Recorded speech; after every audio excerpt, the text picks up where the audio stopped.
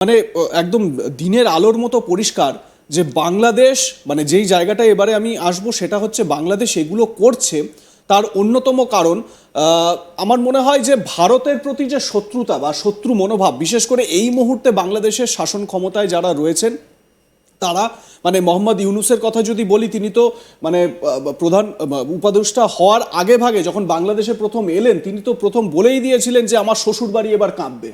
মানে ওনার শ্বশুরবাড়ি পশ্চিমবঙ্গ, বলতে চাইছেন যে শ্বশুরবাড়ি কাঁপবে মানে ভারতকে তিনি কাঁপাবেন।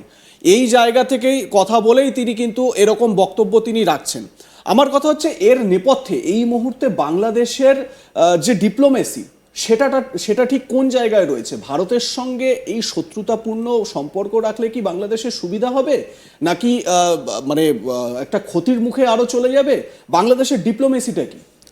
দেখো, যদি খুব সহজ ভাষায় বলতে হয় না, বাংলাদেশের ডিপ্লোমেসি ভালো কি মন্দ সেটা বলার থেকেও আমি একটা ওয়ার্ড ইউজ করতে চাই, বাংলাদেশের ডিপ্লোমেসি আদেপেও কি আছে সেটা হচ্ছে আমার কাছে সবথেকে বড় প্রশ্ন। কেন আজকের ডেটে দাঁড়িয়ে বাংলাদেশ কি করছে? ডিপ্লোমেসিতে প্রথম দুটো বেসিক স্টেপ হচ্ছে finding trustworthy friends, putting up allies in order. আমার যে বিশ্বস্ত বন্ধু তাকে আমি আইডেন্টিফাই করব এবং সেই বিশ্বস্ত বন্ধুটাকে প্রপার অর্ডারে আমি তাকে ব্যবহৃত করব। ফরেন পলিসিতে কেউ কারুর ইমিডিয়েট বন্ধু বা কেউ কারুর ইমিডিয়েট শত্রু হয় না। ফরেন পলিসিতে এমন কোনো ঘটনা হয় না যে ঘটনায় আমি এটা বলতে পারি যে আমার এ পার্মানেন্ট শত্রু বা আমার এ পার্মানেন্ট বন্ধু।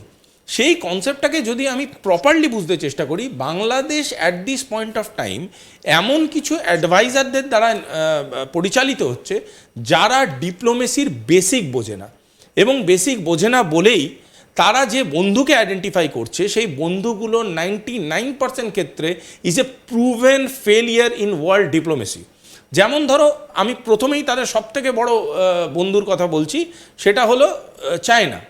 চায়না আজকের ডেটে যে যে লোকের সাথে বন্ধুত্ব করেছে বা যে যে লোকের সাথে ডিপ্লোম্যাটিক ফ্রেন্ডশিপের যে ভাঁওতাটা চালিয়েছে, সেই সব দেশ আস্তে আস্তে অর্থনৈতিকভাবে দেউলিয়া। জলজ্যান্ত উদাহরণ শ্রীলঙ্কা, জলজ্যান্ত উদাহরণ শ্রীলঙ্কা। এবং চায়না সবসময় এটা করে, অ্যাজ এ ফ্রেন্ড পেনিট্রেট করবে, তারপরে তোমার ডিপ্লোম্যাটিক কন্ট্রোল নেবে, দ্বিতীয় স্টেজে গিয়ে তোমার গভর্নমেন্টকে অর্ডারে বসাবে, থার্ড ফাইনাল স্টেজে গিয়ে তোমাকে অ্যাবজর্ভ করে নেবে, তোমার পুরো ইকোনমিটাকে ওদের কন্ট্রোলে নিয়ে নেবে।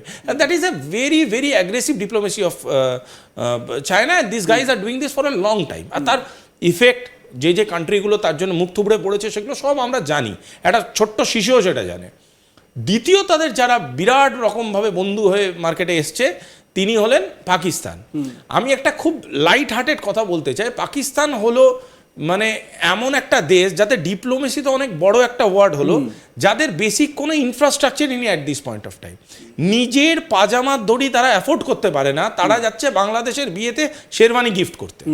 পয়েন্টটা হচ্ছে অর্থনৈতিকভাবে হাত পেতে দিনের পর দিন ছোট বড় মেজো এমন কোনো ব্যাংক নেই যাদের কাছে হাত পাচ্ছে পাকিস্তান, এমন কোনো দেশ নেই যাদের কাছে মাথা নিচু করে তারা বলছে help us in forming a proper infrastructure.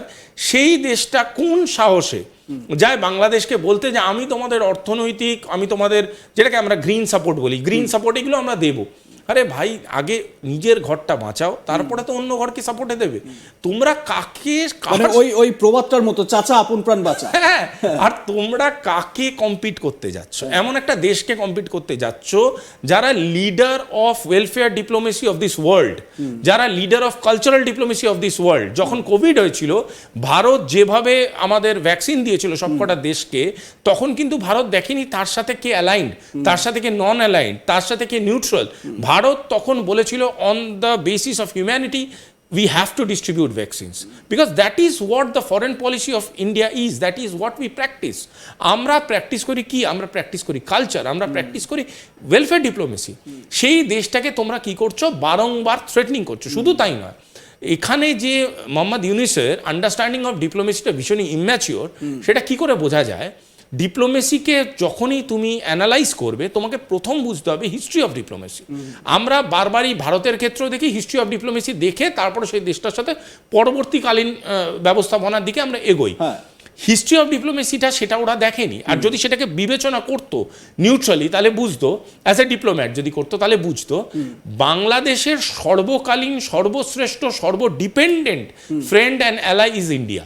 একদম। সেখানে বাংলাদেশের যখন তাদের রাজনৈতিক মানে দেশটা গঠনিত হলো ভারতের বন্ধুত্বপূর্ণ একটা সেটা সহযোগিতার তো মাধ্যমে। স্বীকার করতে ওরা আজকের ডেটে চাইছেই না, উইচ ইজ অ্যানাদার ইম্যাচুরিটি। কারণ সেটা গ্লোবাল ডায়াস মানে ওরা মানে না এখন, আমি জানি না সেটা কারণ। তার খুব সহজ কারণ হচ্ছে ভাই, আমার মনে হচ্ছে the Bangladesh diplomatic brain is occupied, it is আমি অলরেডি ঠিক এই জায়গা থেকেই দেবাশিস দা খুব সুন্দর একটা জায়গা তুমি উত্থাপন করলে। আমি তোমার কাছে এই প্রশ্নটায় আসবো, সেটা হচ্ছে যে দেখো তুমি যেরকম বললে যে দেখো আমরা প্র্যাকটিস করি হচ্ছে কালচার, আমরা এটাই বিশ্বাস করি অতিথি দেবো ভব। এবারে খুব গুরুত্বপূর্ণ, আমি না বলে পারছি না, আমাদের দেশের প্রধানমন্ত্রী একজন হিন্দু, একটি মুসলিম কান্ট্রি, সেই মুসলিম কান্ট্রি হচ্ছে কুয়েত, সেই কুয়েত সফরে গিয়েছেন, সেই সফরে ইসলামিক একটি কান্ট্রিতে সেই দেশের সর্বোচ্চ সম্মান পাচ্ছেন, সিভিলিয়ান সম্মান পাচ্ছেন একজন হিন্দু প্রধানমন্ত্রী। এর থেকে বড় উদাহরণ আর কি হতে পারে? এবং ভারতের ডিপ্লোমেসি কোন জায়গায় বিলং করে সেটাও কিন্তু বোঝা যাচ্ছে। আমি তোমার কাছে একটা প্রশ্নে আসবো এবারে, সেটা হচ্ছে ব্রেনটা কার? তুমি একটু আগে চীনের কথা বললে, যে জাহাজটি নোঙর করেছে চট্টগ্রাম পোর্টে সেটা চীনের একটা জাহাজ, ইউয়ান জিয়াং ফাজাং নামে একটা জাহাজ, সেটা আবার পাকিস্তানে যাচ্ছে, সেখান থেকে লোড হচ্ছে আরব আমিরশাহী হয়ে ঘুরে বাংলাদেশে আসছে। মানে এই যে পুরো ব্রেনটা, এই ব্রেনটা কার বাংলাদেশের এই সিচুয়েশনের জন্য? দেখো, প্রথম কথা একটা জিনিস জেনে রাখো, বাংলাদেশের ইদানিংকালে ব্রেন আছে বলে আমার মনে হয় না। ইট ইজ বিং অ্যাম্পিউটেড, ঠিক আছে? সুতরাং ব্রেন নেই, ব্রেনটা অন্য কারুর কাজ করছে।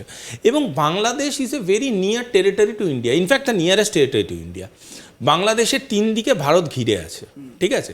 সুতরাং বাংলাদেশকে যদি একটা ফ্রেজাইল টেরিটরিতে কনভার্ট করে দেওয়া যায়, বাংলাদেশকে যদি এমন একটা ডিস্টার্ব নেটওয়ার্ক তৈরি করে দেওয়া যায়, তাহলে ভারতবর্ষে বিভিন্ন রকম ইললিগাল পেনিট্রেশন করানো খুব ইজি হয়ে যাবে। এবং যার কিছু ফলস্বরূপ আমরা গত সপ্তাহে দেখলাম বা এই সপ্তাহেও দেখলাম, পশ্চিমবাংলা থেকেই অ্যারেস্ট হচ্ছে বিভিন্ন রকম টেররিজম ইনভলভ, তাদের টেরর লিংক রয়েছে এবং টেররিস্ট অ্যারেস্ট হয়েছে। এবং এই প্রসেসগুলো আমি বারবারই বলছি, একটা জিনিস বুঝতে হবে, ফরেন পলিসির সাথে নাশকতা খুব কাছাকাছি অবস্থান করে। সুতরাং terrorism is now A industry. এবার এই ইন্ডাস্ট্রিটাকে যদি কোনো জায়গায় আমাকে পেনিট্রেট করাতে হয়, সবার আগে তার নিয়ারেস্ট টেরিটোরিয়াল অবজেক্টিভসগুলো যেন আমার হাতের আন্ডারে থাকে। সেখানে বাংলাদেশের থেকে বড় লিউক্রেটিভ টেরিটরি তো আর কিছু হতে পারে না ভারতে পেনিট্রেট করাতে। সুতরাং বাংলাদেশের আজকে যে পলিটিক্যাল স্ট্যাটাসটা, যেটা আমি আগে প্রথম থেকে বলছি খুব কম্প্রোমাইজিং স্ট্যাটাসে আছে, সুতরাং সেই বাংলাদেশকে সঙ্গে সঙ্গে কবজা করে নেওয়াটা কোনো ব্যাপার না। সেই কবজা করে নিয়ে বাংলাদেশকে কি বলা হচ্ছে, আমি তোমাদের অল্প অল্প অর্থনৈতিক সাহায্য করতে থাকবো যাতে তোমাদের লিডারশিপ সার্ভাইভ করে এবং তোমাদের লিডারশিপের একটা ভাইভ তোমাদের জনতা অবধি পৌঁছয়। যদিও considering the social media and the general media of Bangladesh, সেখানে কিন্তু আস্তে আস্তে ন্যারেটিভটা চেঞ্জ হচ্ছে।